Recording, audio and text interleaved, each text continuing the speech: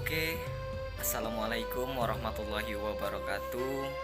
Perkenalkan, nama saya Ahmad Ridwan dari Prodi Ekonomi Syariah semester 3A.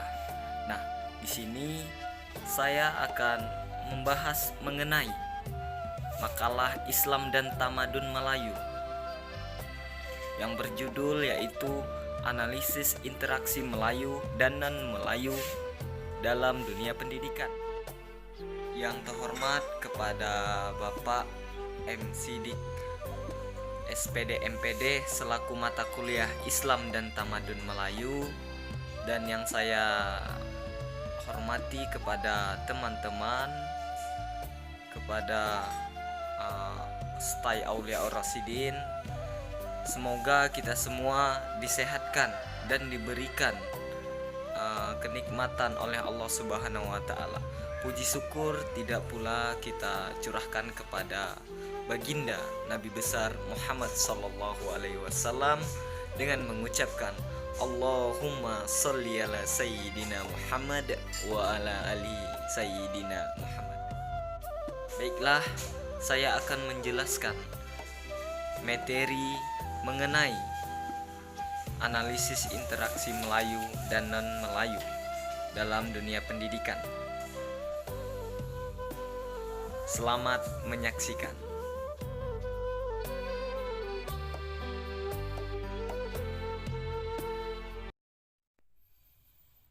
Bab 3 yaitu pembahasan mengenai analisis interaksi Melayu dan non-Melayu dalam pendidikan. Yang pertama yaitu pencapaian pendidikan Melayu dan non-Melayu. Di antaranya yaitu ada dua, masalah moral dan masalah prestasi akademik. Yang pertama yaitu moral. Perlu kita ketahui falsafat pendidikan negara terkini yang telah diglobal pada akhir tahun 80 mementingkan pembangunan individu secara bersepadu yang merangkumi pembangunan mental, rohani, dan psikologi. Namun masih banyak mendekati gejala sosial semakin merebak terutama kalangan remaja Melayu dan non-Melayu dalam bentuk penyalahgunaan seperti halnya handphone, penyalahgunaan handphone. Banyak orang yang terjatuh karena handphone dan seperti kayak pembunuhan dan lain sebagainya. Yang B yaitu prestasi akademik. Prestasi akademik ini terbagi menjadi dua jenis. Yang pertama yaitu prestasi Melayu lelaki yang rata-rata lebih rendah daripada prestasi pelajar perempuan. Yang kedua yaitu rata-rata prestasi pelajar Melayu lebih lemah dari prestasi pelajar bukan Melayu. Kita lanjutkan yang kedua yaitu objek pengajaran akhlak pendidikan Melayu dan non-Melayu. Di sini terdapat 6 pengajaran objek akhlak yang dapat membentuk masyarakat, terutama para pelajar dalam meningkatkan keimanan mereka kepada Allah Subhanahu wa taala dan juga keprihatinan mereka kepada keadaan sekitar. Yang A, yang pertamanya yaitu menumbuhkan rasa kasih sayang kepada mahasiswa. Ini kita sudah tahu. Terus yang B-nya mencegah diri dari kebinasaan dan keburukan serta hal-hal yang bertentangan dengan agama. Maksudnya di sini menjauhi segala larangan dan mencari atau mendekati segala perintah yang Allah telah berikan. Yang C yaitu memelihara roh kebaikan dan toleransi dalam kalangan mahasiswa. Maksudnya di sini dalam batin kita sendiri kita biasakan untuk berbuat baik kepada orang lain, kepada sahabat, kepada guru dan lain sebagainya. Yang D yaitu membiasakan mahasiswa supaya percaya akan jati diri mereka dan melahirkan sifat sabar dalam menghadapi musibah. Nah, maksud di sini kita harus percaya diri kepada diri kita sendiri. Untuk apa? Untuk mencari jati diri kita sendiri. Dan jika kita terkena musibah, kita harus berlapang dada. Yang E yaitu menghilangkan kerendahan akhlak yang buruk bagi mahasiswa. Maksudnya di sini sama seperti yang di A tadi, yaitu meninggalkan hal-hal yang buruk. Nah, gitu. Tapi kita tingkatkan hal-hal yang baik. Yang F yaitu mendatangkan keutamaan akhlak yang baik bagi mahasiswa. Di sini kita ambil contoh mendatangkan akhlak yang baik.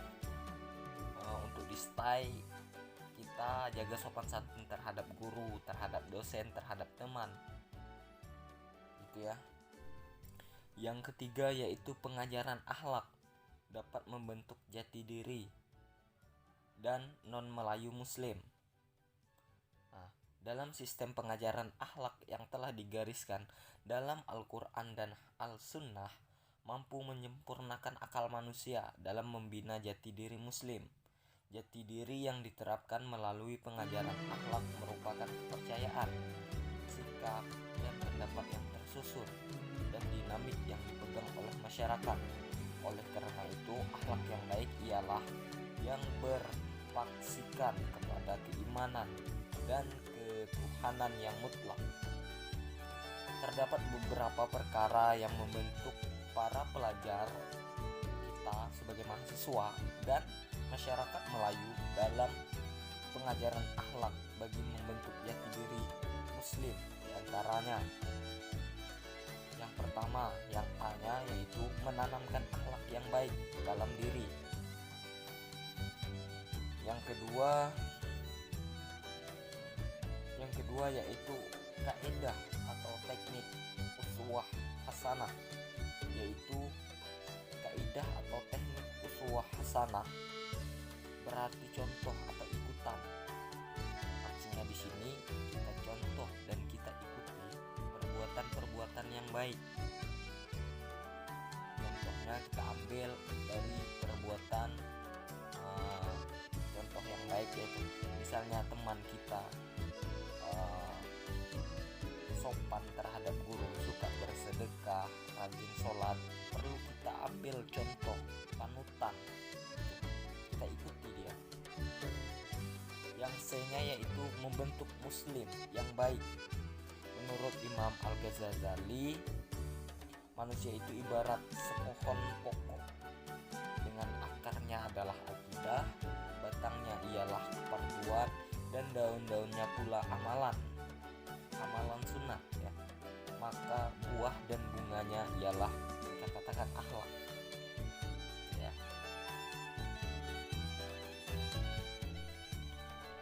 Yang D yaitu melindungi 5 dasar utama Islam. Terdapat 3 pembagian utama yang perlu dilindungi oleh ilmu pengajaran akhlak Islam, yaitu yang pertama, suruhan yang mesti dilakukan dan tegahan yang mesti ditinggalkan. Ini yaitu wajib dan haram ya. Yang kedua, suruhan yang sangat patut dilakukan dan tegahan yang sangat baik ditinggalkan. Ini yaitu sunnah dan makruh. Yang ketiga yaitu sesuatu yang boleh dibuat dan yang boleh ditinggalkan. Nah, yang ini artinya harus ya. Inilah pembagian kecil dasar Islam yang perlu dilindungi oleh akhlak manusia dalam membentuk jati diri Melayu dan Melayu Muslim. Memandangkan bahwa akhlak berkait rapat dengan dasar-dasar tersebut sebagai teras kepada kehidupan beragama, setiap detik dan tingkah laku manusia tidak boleh terkeluar daripada dasar tersebut. Begitu juga hubungan kita sesama manusia, sesama Allah dan alam sekitar. Pembahasan yang keempat yaitu peran orang tua dan lingkungan sosial dalam konteks Melayu dan non-Melayu. Yang A yaitu peran orang tua. Peran orang tua berupa nilai-nilai yang diberikan selama proses pengasuhan menjadi bekal hidup yang dirasakan dan diterapkan sampai saat ini, karena subjek yang mendapatkan manfaat yang sama. Nilai dan bekal yang ditanamkan yaitu seperti nilai agama. Nilai agama ini yang tercantum seperti kita contohkan sholat, belajar belajar berdoa dalam menyelesaikan masalah, seperti mengajarkan adat istiadat, moral, dan lain sebagainya. Yang B yaitu peran lingkungan sosial.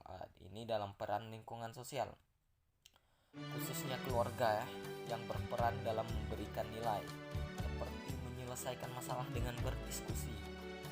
Nah, di sini diajarkan peran kita untuk jika terdapat masalah, kita selesaikan secara berdiskusi, jangan sendiri-sendiri gitu. Maksudnya dengan keegoisan kita nanti bisa membuat kehancuran gitu ya. Terus membiasakan saling tolong menolong. Nah, maksud di sini kita bila ada orang kesusahan, kita tolong menolong bersama ya. Sedangkan lingkungan sosial lain yaitu sekolah dan tempat perkuliahan pada awalnya dirasakan sakit, belum langsung memberikan bekal dan nilai baik yang dapat dipedomani. Namun saat ini telah mampu beradaptasi dengan lingkungan tersebut. Ia merasakan bahwa lingkungan tempat pendidikan sebelumnya atau jenjang SLTA mampu memberikan motivasi dalam hal semangat, kerja keras, mengembangkan rasa kekeluargaan dan toleransi, sehingga ia lebih mendapatkan kepercayaan diri saat berada di tengah masyarakat akademis saat ini. Sekian penjelasan dari saya. Mohon maaf jika kata-kata sulit untuk dipahami. Ini menurut makalah saya sendiri, karena sekurus-kurusnya ikan pasti ada dagingnya.